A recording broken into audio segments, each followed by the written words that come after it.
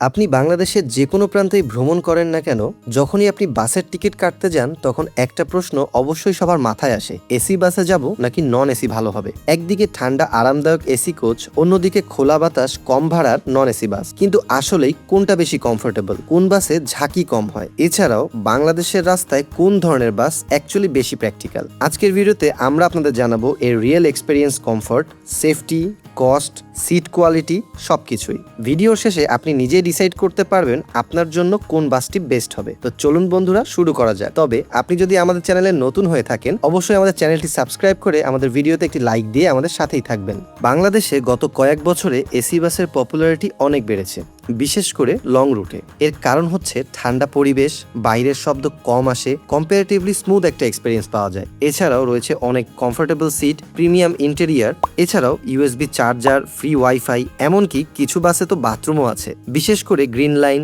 সোহাগ, Saint Martin এই ধরনের বাসগুলো প্রিমিয়াম ফিল দেওয়ার চেষ্টা করে। অনেক এসি কোচে এখন এয়ার সাসপেনশন ব্যবহার করা হয়, যেটা রাস্তার ঝাঁকুনি অনেক কমিয়ে দেয়, ফলে হাইওয়ে রাইড অনেক স্মুথ লাগে। এছাড়াও বাংলাদেশে বেশিরভাগ প্রিমিয়াম এসি বাসে হুন্দাই বা স্ক্যানিয়ার বডি ব্যবহার করা হয়। এই ধরনের বাসগুলোই মূলত লং ডিস্টেন্সে লাক্সারি ফিল দেওয়ার জন্যই ডিজাইন করা। মানে এগুলোর seat angle, suspension, cabin insulation সবকিছুই প্যাসেঞ্জারের কমফোর্ট মাথায় রেখে তৈরি করা। এখন প্রশ্ন হলো, এসি বাস মানেই কি পারফেক্ট? অ্যাকচুয়ালি না, কারণ বাংলাদেশের ওয়েদার আর রোড কন্ডিশন অনেক সময় এসি কোচের জন্য প্রবলেম তৈরি করে। যেমন অনেক সময় এসি বেশি ঠান্ডা হয়ে যায়, কারো কারো মোশন সিকনেস হয়, তবে এসি বাসে জানলা খোলা যায় না। এছাড়াও টিকেটের প্রাইস সবসময় বেশি থাকে।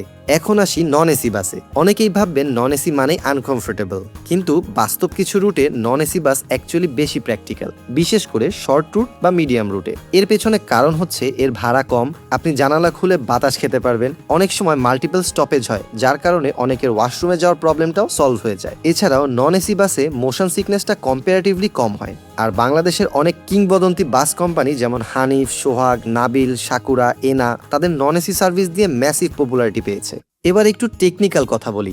এসি বাসে ইঞ্জিনের উপর বেশ প্রেসার পড়ে, কারণ ইঞ্জিনকে একই সাথে বাস চালানো পাশাপাশি এসির কম্প্রেসারও সামলাতে হয়। এর ফলে ফুয়েল কনজাম্পশনটা বেশি হয়, মেইনটেনেন্স কষ্ট বেশি হয়, যার ফলে টিকিট প্রাইসও বেশি হয়। অন্যদিকে non AC bus comparatively simple system হওয়ায় মেইনটেনেন্স করা সহজ হয়। এই কারণে এখনো বাংলাদেশের অনেক রুটে নন এসি বাস ডমিনেট করে। এখন আসি সবচেয়ে ইম্পর্টেন্ট বিষয়। অনেকে ভাবেন এসি বাস মানেই সেফ, কিন্তু সেফটি ডিপেন্ড করে ড্রাইভারের স্কিল বা বাসের maintenance, braking system, tyre condition, হাইওয়েতে স্পিড কন্ট্রোল সবকিছু মিলিয়ে। যদি আপনি হাইওয়েতে পাগলের মতো ডানে বামে গাড়ি ছোটাতে থাকেন, তাহলে আসলে কোনো বাসই সেফ নয়। এবারে বলি কার জন্য কোন বাস বেস্ট হবে। বিশেষ করে যারা লং জার্নি করেন বা রাতে জার্নি করেন, অথবা আপনি আপনার পরিবার নিয়ে বা কাপল ট্রাভেল করেন, যারা একটু শান্ত পরিবেশ চান কিন্তু লাক্সারি ফিল পছন্দ করেন, তাদের জন্যই মূলত এসি বাস। অন্যদিকে কাদের জন্য নন এসি বাসটা বেস্ট হতে পারে, বিশেষ করে যারা বাজেট ট্রাভেলার, যারা শর্ট বা মিডিয়াম রুটে ফ্রিকোয়েন্টলি ট্রাভেল করেন, বিশেষ করে দিনের বেলা ট্রাভেল করেন, এছাড়াও যারা মোশন সিকনেসে ভোগেন এবং খোলা বাতাস পছন্দ করেন, তাদের জন্য মূলত নন এসি বাস সবচেয়ে বেস্ট অপশন। শেষ পর্যন্ত বলতে গেলে এসি নাকি নন এসি, এর উত্তরটা সবার জন্য সেম না। আপনার বাজেট, রুট, ওয়েদার, আপনার কমফোর্ট প্রেফারেন্স সবকিছুর উপর ডিপেন্ড করে কোনটা আপনার জন্য বেস্ট হবে সেটা আপনি নির্ধারণ করতে পারবেন। কেউ লাক্সারি প্রেফার করে, আবার কেউ রোডের একটা ভাইব এনজয় করে। তো বন্ধুরা, আপনি কোন বাসে চড়তে বেশি পছন্দ করেন অবশ্যই আমাদেরকে কমেন্ট করে জানাবেন। দেখা হবে পরবর্তী ভিডিওতে।